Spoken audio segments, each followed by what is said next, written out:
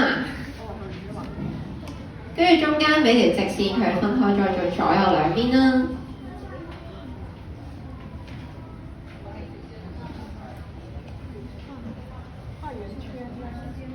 然之後圓形底部俾條橫線佢，橫線上少少，再俾多條橫線佢啦，兩條橫線啦。好，咁跟住啦，我哋首先畫一個眼睛先，一個好似雞蛋咁嘅形狀眼睛，套到啱隻眼睛啦，其實係超級大個嘅。咁啊，形狀大細冇問題，大啲將佢畫出嚟啦。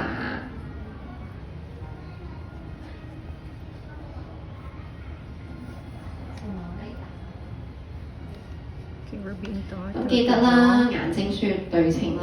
我哋今日畫正面嘅唐老鴨，咁啊對稱就好緊要㗎，盡量對稱啦。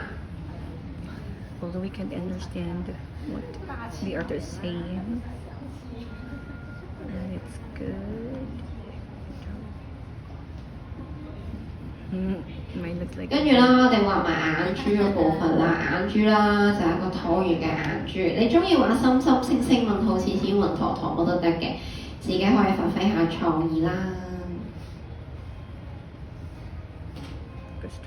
Yeah, she does a straight line. Amazing, amazing. 跟住啦，就畫翻條眉毛啦。眉毛喺眼睛上面就好似一個上下倒轉個剔號咁樣樣。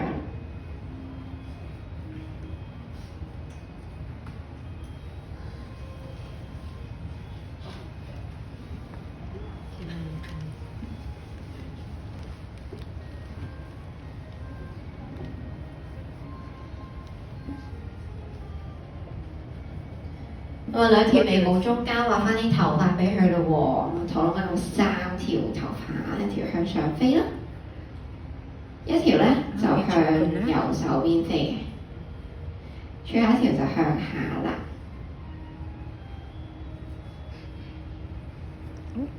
It's Donald Duck, isn't it? It's Donald Duck.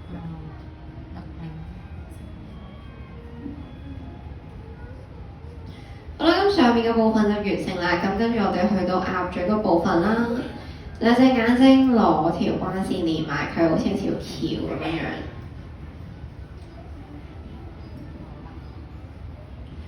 然之後最底嗰條橫線啦，都畫條向上彎嘅彎線。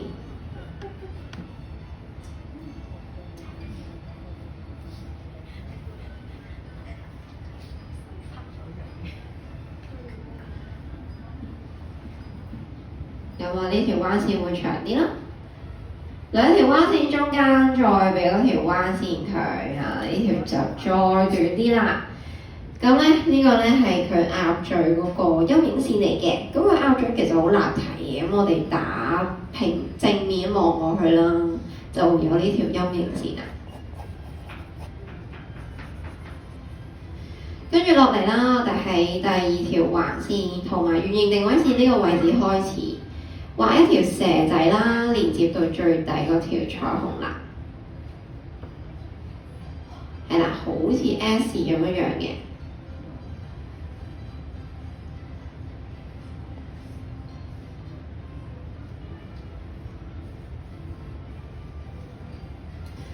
咁啊喺呢個嘅頭啦，畫個括號包住佢，咁呢個咧就係微笑嘅嘴角啦。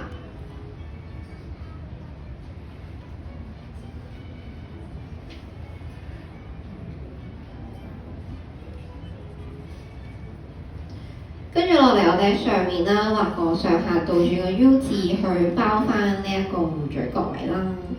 咁呢個 U 字啦，其實就係唐老鴨嘅面珠燈嚟嘅。咁啊，燒起上嚟突出嚟喺面珠燈突出嘅地方就係呢度啦。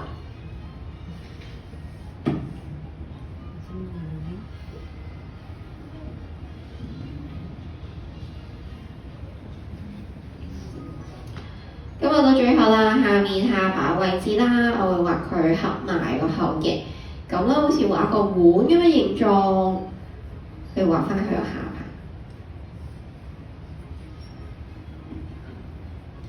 啊中間呢個位置會向上彎啦。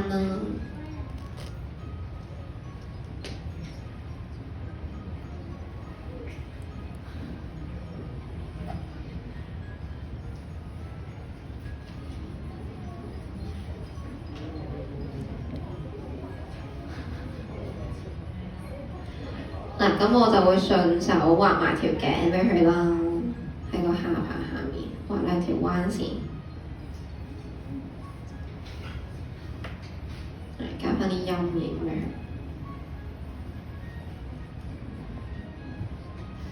佢。好，畫完個嘴巴同條頸之後，我哋去翻頭仔嘅左右兩邊啦，左右兩邊穿咗個窿喎，咁我哋攞彎線去補翻佢啦。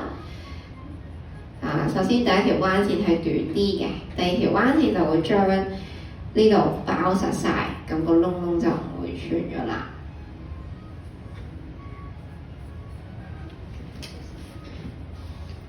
左右兩邊都係啦。嗱，咁樣嘅畫法啦，就可以畫翻佢啲牙毛好鬆軟、無神神啊，好想摸嘅效果啦。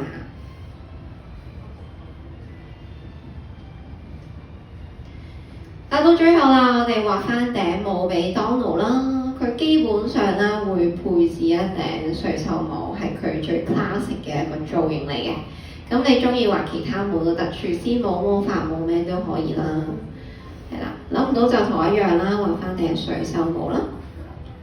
水手帽個帽底部分啦，就係呢一個上下倒轉嘅7字。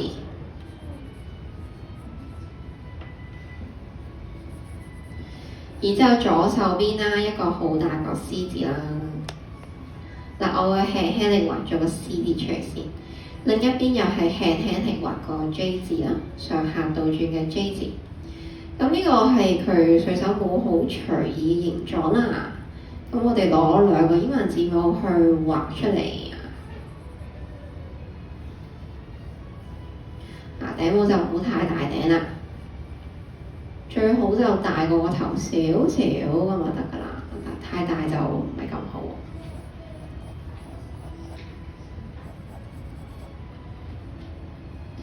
最後啦，我哋喺右邊嘅帽度，我哋加翻條絲帶俾佢。畫兩條彎線，一長一短嘅，上面一條短啲，下面一條長啲嘅。兩條彎線中間啦，畫個7字啦。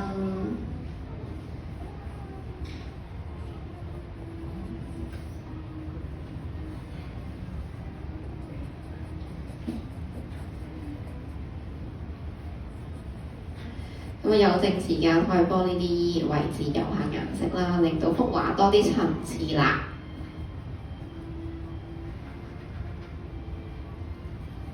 完成隔離簽分，你知有咩代表你嘅作品啦？